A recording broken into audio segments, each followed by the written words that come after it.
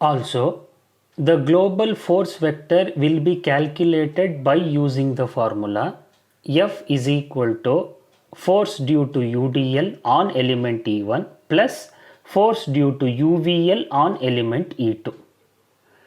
As we already know the formulae for calculating the force vector due to UDL, and a new formula will be introduced through this problem to calculate the force vector due to UVL, which has been clearly shown at the relevant location of this particular sheet.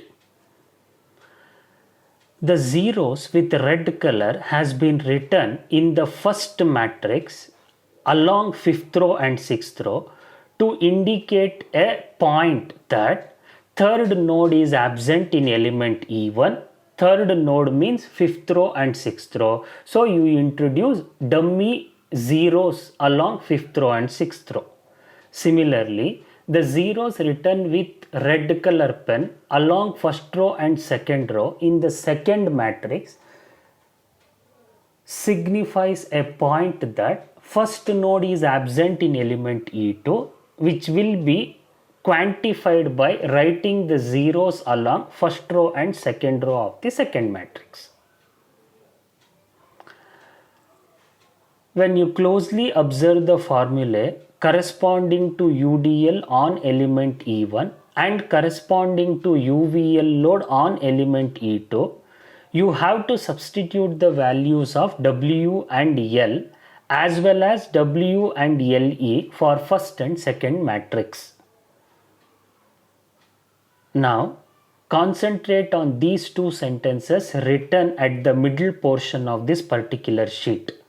For element E1, L will be taken as LE1, whose magnitude is equal to 2 meter given within the problem, as well as W will be substituted as minus 1 into 10 to the power of 3 Newton per meter. Minus indicates load is acting in vertically downward direction. 10 to the power of 3 indicates kilonewton has been converted into Newton. Similarly, for element E2, LE will be taken as LE2, whose magnitude is equal to 2 meter, again given within the problem sketch, and W will be substituted as minus 1.5 into 10 to the power of 3 Newton per meter. When you substitute these values in the above expression and upon simplification, you are going to get the final answer for global force vector F, which has been shown in the next video.